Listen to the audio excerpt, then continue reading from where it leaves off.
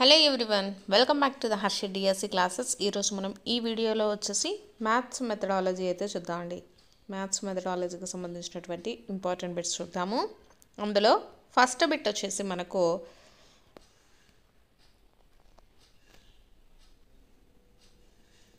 ఉదాహరణకు 2 పుస్తకాలను చూడగలుగుతున్నాము, కానీ దానిలో 2 అనే దానిని చూడలేము. క్రింది వాటిలో ఇది ఏ భావనకు సంబంధించినది అనేసి ఇచ్చారండి.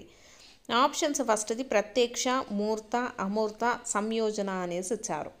సో మనము ఇప్పుడు ప్రజెంట్ 2 పుస్తకాలను చూస్తూ ఉన్నామన్నమాట. సో అది మనకు ఏ అనుభవాన్ని ఇస్తుందండి? ఇది అమూర్త అనుభవాన్ని ఇస్తుంది. పుస్తకాలను చూస్తున్నాం, కానీ అవి 2 అనేది మనకు ఏ ఆలోచన మనకు అబ్స్ట్రాక్ట్ మైండ్లో ఉంటుందండి, అంటే అమూర్త భావన. నెక్స్ట్, మనోవిజ్ఞాన శాస్త్రం ప్రకారము గణిత బోధన పాఠ్య విషయ కేంద్రంగా మాత్రమే కాకుండా ఈ విధంగా కూడా ఉండాలి. ఆప్షన్స్ వచ్చేసి ఉపాధ్యాయ కేంద్రంగా, ఆప్షన్ 2 విషయ కేంద్రకంగా, ఆప్షన్ 3 పాఠ్యాంశ కేంద్రంగా, ఆప్షన్ 4 శిశు కేంద్రంగా అనేసి ఇచ్చారండి. మనకు మనోవిజ్ఞాన శాస్త్రం ఏం చెప్తుంది? గణిత బోధన అనేది మనకు పాఠ్య విషయ కేంద్రంగా కాకుండా ఇంకా ఏ విధంగా ఉండాలండి? ఇది శిశు కేంద్రకంగా కూడా ఉండాలి. So option 4 is the right answer అండి. నెక్స్ట్ది, ఉపాధ్యాయుడు విషయాన్ని పిల్లలకు తాను తెలియచేయకుండా విద్యార్థులు తామే స్వయంగా తెలుసుకునే అవకాశాన్ని కల్పిస్తూ బోధించే పద్ధతి ఏది? ఆప్షన్స్ వచ్చేసి ఫస్ట్ అన్వేషణ పద్ధతి, నిగమన పద్ధతి, ఆగమన పద్ధతి, సంశ్లేషణ పద్ధతి అనేసి ఇచ్చారండి.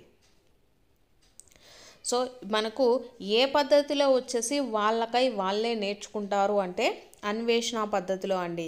ఇక్కడ మనకు ఉపాధ్యాయుడి విషయాన్ని పిల్లలకు తాను తెలియచేయకుండా వాళ్ళకై వాళ్ళే స్వయంగా తెలుసుకునే అవకాశాన్ని కల్పించే బోధనా పద్ధతి ఏది? అన్వేషణ పద్ధతి. So option 1 is the right answer అండి. నెక్స్ట్ది, గణితంలో ఎన్నో అంశాలను సులభంగాను కన్నులకు కట్టే విధంగాను బోధించడానికి అవసరమయ్యే సామాగ్రిని కలిగి ఉన్నది ఏది అనేసి ఇచ్చారండి.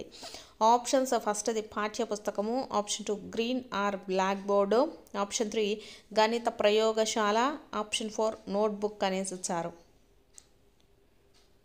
సో దీంట్లో మనకు కరెక్ట్ ఆన్సర్ ఏంటండి? గణిత ప్రయోగశాల. గణితంలో ఎన్నో అంశాలను సులభంగాను కన్నులకు కట్టే విధంగా బోధించడానికి అవసరమయ్యే సామాగ్రి దేంట్లో ఉంటుంది? గణిత ప్రయోగశాలలో ఉంటుంది. నెక్స్ట్ బిట్, రాష్ట్ర సిలబస్కు సంబంధించి రాష్ట్ర స్థాయిలో పాఠశాల స్థాయి పాఠ్య పుస్తకాలను రూపొందించడము, అభివృద్ధిపరచడము ఏ సంస్థ ఆధ్వర్యంలో జరుగుతుంది అనేసి ఇచ్చారండి. మనకు మన రాష్ట్ర స్థాయికి సంబంధించి మన టెక్స్ట్ బుక్స్ అనేది ఎవరు చేస్తారండి? మనకు సెక్రెట్ వచ్చేసి మనకు బుక్స్ అనేది ఇవన్నీ పబ్లిష్ అయితే చేయడం జరుగుతుందండి. నెక్స్ట్, విద్యార్థులు స్వేచ్ఛాయుత సమాధానాలు ఇవ్వటానికి అవకాశం ఉండి తన సృజనాత్మకత శక్తిని ఎక్కువగా ప్రదర్శించడానికి అవకాశం ఉన్న ప్రశ్నలు ఏవి అనేసి ఇచ్చారండి. ఆప్షన్స్లో మనకు విషయనిష్ట ప్రశ్నలు, ఖాళీలు పూరించడము, సత్యము అసత్యం వంటి ప్రశ్నలు, అలాగే వ్యాసరూప ప్రశ్నలు అనేసి ఇచ్చారు.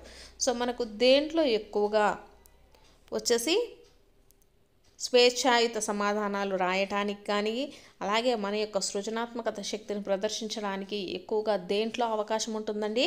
వ్యాసరూప ప్రశ్నల్లో ఉంటుంది. అంటే ఎస్ఏ క్వశ్చన్స్ ఉంటాయి కదా, వాటిల్లో మాత్రమే ఉంటుంది. మనకు ట్రూ ఆర్ ఫాల్స్, సత్యము అసత్యం వాటిల్లో మనం ఏంది ట్రూనా ఫాల్సా ఏదో ఒకటి మాత్రం పెట్టగలం. ఖాళీలు పూరించడం కానీ విషయనిష్ట ప్రశ్నల్లో మనకు ఎటువంటి స్వేచ్ఛాయుత సమాధానాలు రాయడానికి ఉండదండి. So option 4 is the right answer. Next,